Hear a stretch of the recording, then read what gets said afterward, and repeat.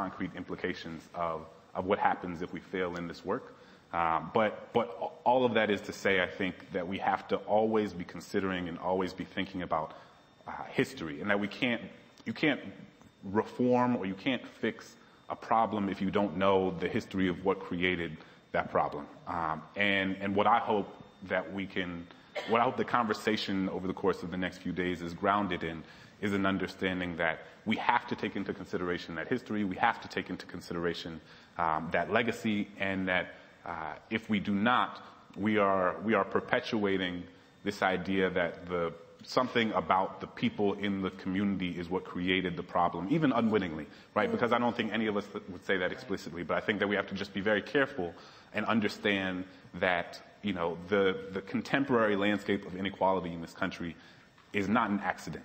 Like, that it was very purposeful, that it continues to be very purposeful, and that we have to understand the myriad of forces that have shaped what that landscape looks like today. Thank you. Thank you.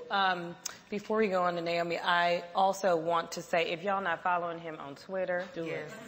You're missing a real treat. And also, we are Twitter folks, okay? So if you're watching this panel and you like what you see and you like what you hear and you want to tweet about it, please use our hashtag Philos2017. So that's my millennial plug. Get y'all Twitter on. Okay, Naomi. So I feel like I'm at the intersection, right? I'm right here in the middle. Y'all have just shut it down. What they said. So as I sit here, I wore this quote on purpose. I wanted to make sure that I invoke that not only for the people in the room, but for myself, and to speak truth to power. I could shout out like thousands of people. Of course, it's not thousands. So many of you in this room. But I work for an institution that has the word Negro in its name. I sit here as a woman who is obviously black, obviously proud of the fact that I'm black. I was born in the state of Mississippi. My mother and I moved to D.C. when I was 5 years old so that she could work for the junior Republican senator from the state of Mississippi, Senator Thad Cochran. So I understood very early on politics. And not just politics in the sense of bureaucracy, but politics in terms of race, gender, power. Walking the halls of Capitol Hill at 6 and 7 years old, interfacing with people very early on, kind of set a tone for me that, yes, this is all very important, but this is also very far removed from where we just moved from. I remember driving around in a cab with my mother and weeping because there were people sleeping on the street. That was something I had never seen in Jackson, Mississippi.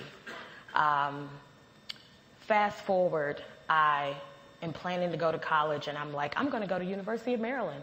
My mother laughed and said, no, you're going to Tougaloo College in Tougaloo, Mississippi, where your great-grandfather was chaplain, your great-grandmother was librarian for 50 years, your grandmother pledged, your aunt and my mother all attended. And it didn't sit on me, or I didn't understand that until a few years ago on Twitter. There was a conversation about what generation reader are you? And I did not understand what it meant to have a great-grandmother who I actually knew until I was 13 years old. She passed away when I was 12 or 13. I did not understand what it meant to sit at the feet of someone who had actually obtained a degree. She was born in 1899. Wow. And she obtained a degree from Straight College, which is now Dillard University in New Orleans, Louisiana. That did not resonate with me until a few years ago.